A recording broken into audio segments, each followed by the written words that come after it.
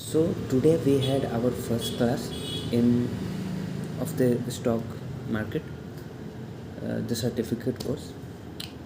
It will be go for 3 months, and after that we will have our certificate. So in this first class, what we have taught, want to share with you. So the first thing that we taught was the inflation rate. If we have 1 lakh rupees today, its value will be decreased after several years. So just because of inflation, it happens because of inflation. So meet this inflation, we need to invest that amount somewhere that we can meet this inflation. We can challenge this inflation that we are up to date. So if we keep our money, keep our amount with the bank in fixed deposit, they will give you 6 to 7% of interest, and that will only meet your inflation amount. You will not gain anything in that, because inflation rate is also about 5 to 6 to 7% if we go to 10 years. So to meet this inflation and to grow more, to gain more profit, to gain more income, we have to invest that amount in stock market carefully. Because carefully I'm saying, because there is a risk. So we have to make a research. After research, we can only invest money. So I told that 6 to 7%, and if we invest it into stock market, we can expect 13 to 14% of 13 to 14% of profit, if we are doing very less research. Even good knowledgeable people can earn more and more, even 60 to 70% they earn.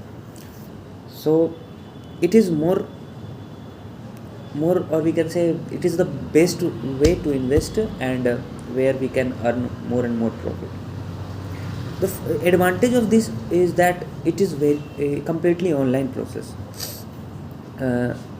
You don't have to go somewhere, you don't have to um, stand in the lines. Okay, so this is the very very best way to invest in a stock market. uh, but if we uh, talk about the companies,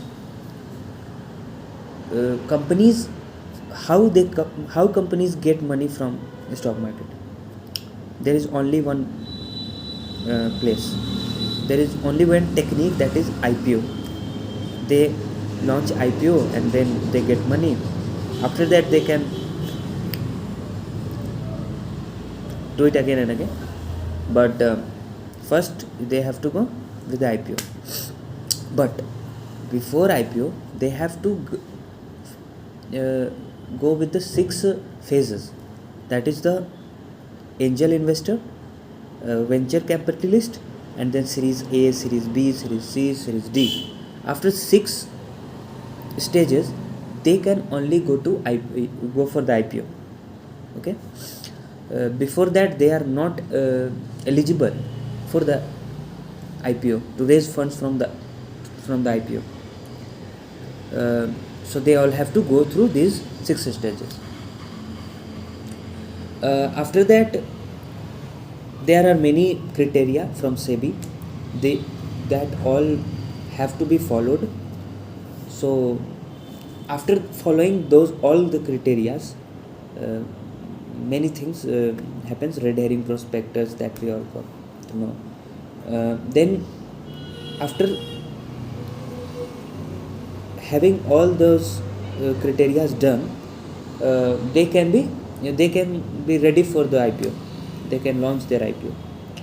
So if in the IPO, if you see that there is a lot, if you want to buy shares, you will have to purchase it. Minimum criteria is fixed, that this much amount you have to purchase. If you want to purchase this much shares, this much lot of shares you have to purchase, this is necessary. So there is a lot. But after IPO, 7 to 15 days it takes, companies gets listed on the stock market, whether on the NSE or on the BSE, they get listed. And many people will say that this amount of you have to purchase, this company is good, this company is not good. You don't have to listen to anyone. Go with your own research. This is doubt today, that go with your own research, completely research online, and get through all the prospectus, whatever they had shared. Go through their profit and loss. They are making profit, they are making loss. If they are making loss, how long this loss is coming. So this all you have to keep in the mind and go with your own research. Now in secondary market there is no minimum lot. As I told you that in the primary market, in the IPO, you will have to purchase a minimum lot. But in secondary market this is not necessary. In secondary market you are free to purchase 1 share, 2 share, 3 share, whatever, till the amount you want to invest. So now we'll talking about the exchanges. There are 2 exchanges in India, that is National Stock Exchange and Bombay Stock Exchange, NSE and BSE. So there is another question, that if we have purchased stock from NSE, can we sell it to BSE? And if we have purchased it from BSE, can we sell it to NSE? Yes, we can do it. If we have purchased a stock from NSE, we can sell it in the BSE. But another question rises with this: so why there is a need of 2 stock exchanges? If we would have only 1 stock exchange, what would be the problem? The problem is the backup. Sometimes it happens that the server falls down, or there is any issue or technical issue, so there is a backup.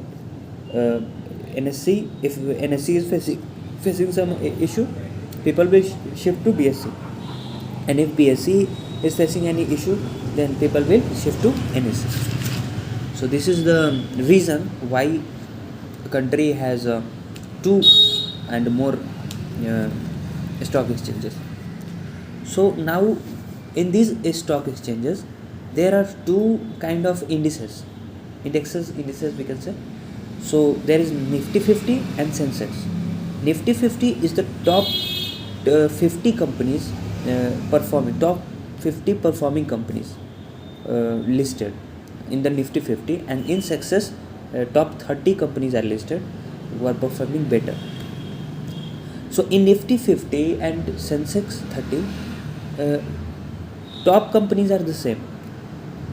Top 30 and of the Sensex are also, you can see, in Nifty 50, and there are 20 additional in the Nifty 50. So these are the things. Now we will talk about buying and selling of the stocks. Previously, if we consider about the past days, there was only paper selling, paper trading were happening. But after the introduction of Demat account, after Demat account introduced, we can purchase and sell the shares online. And these Demat accounts are open through many financial brokers. They may be online, they may be offline. There are many offline brokers also, like ICICI Securities and others. Uh, and if we talk about online, then there is a Zerodha, Angel One. These are the online, Paytm. So, what is the difference between online and offline? Why people are choosing online over offline? There is a reason, because the brokerage fee is very high in offline mode. Brokerage fee is very high. But why this is high? There is another question, why it is high? Because they provide additional services also. They provide you insights, they provide you suggestion, they provide you portfolio management, and many more things in offline mode. But if we talk about online mode, they only provide basic features. They only provide basic features like buying and selling, trading. This is the only basic features they provide, and a very minimal amount of brokerage fee they charge. For delivery, it is 0%.